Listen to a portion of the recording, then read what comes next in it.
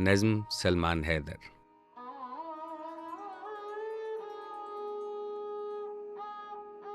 कसम है दौड़ते घोड़ों के सुम से फूटती चिंगारियों की, सरों को काटते, शानों को उनके बोझ से आज़ाद करते शहसवारों की, जो अपनी ढाल पर दुश्मन की तलवारों की चोटों को हथेली की लकीरों की तरह पहचानते हैं। कसम है ऐसे नेज़ों की जो अपनी ही अनी के बोझ से नीचे लचकते हैं।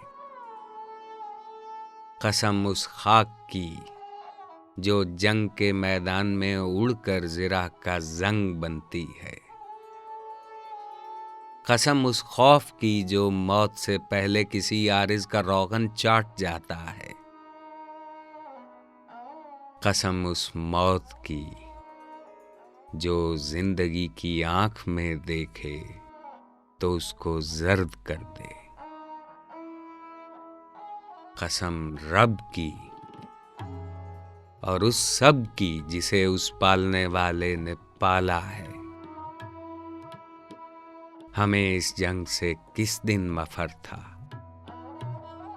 मगर ये कि आबाओं में तुम्हारा अपनी तलवारें छुपाना और सजदों में हमारा कत्ल हो जाना रिवायत है।